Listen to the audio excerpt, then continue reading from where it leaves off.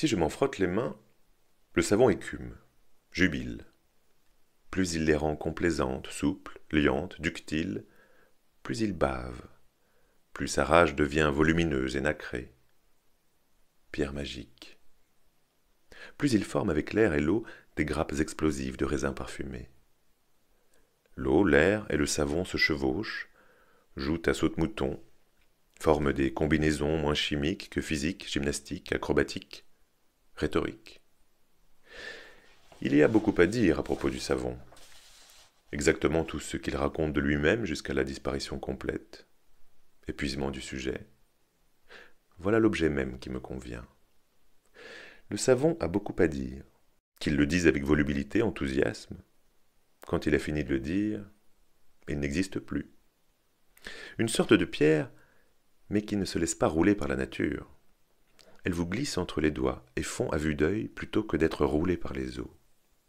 Le jeu consiste justement alors à la maintenir entre vos doigts et l'y agacer avec la dose d'eau convenable afin d'obtenir d'elle une réaction volumineuse et nacrée.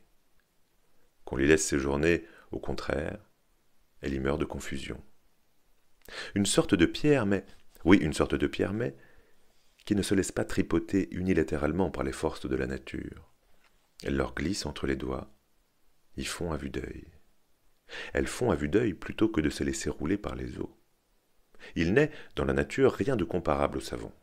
Point de galet, palais, de pierre aussi glissante, et dont la réaction entre vos doigts, si vous avez réussi à l'y maintenir en l'agaçant avec la dose d'eau convenable, soit une bave aussi volumineuse et nacrée, consiste en tant de grappes de pléthoriques bulles.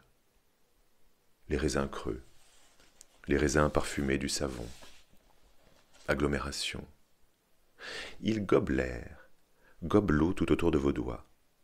Bien qu'il repose d'abord inerte et amorphe dans une soucoupe, le pouvoir est aux mains du savon de rendre consentantes, complaisantes les nôtres à se servir de l'eau, à abuser de l'eau dans ses moindres détails. Et nous glissons ainsi des mots aux significations, avec une ivresse lucide, ou plutôt une effervescence, une irisée quoique lucide ébullition à froid, d'où nous sortons d'ailleurs les mains plus pures qu'avant le commencement de cet exercice.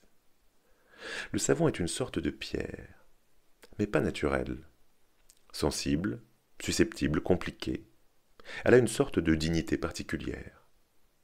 Loin de prendre plaisir, ou du moins de passer son temps, à se faire rouler par les forces de la nature, elle leur glisse entre les doigts, y font à vue d'œil, plutôt que de se laisser rouler unilatéralement par les eaux.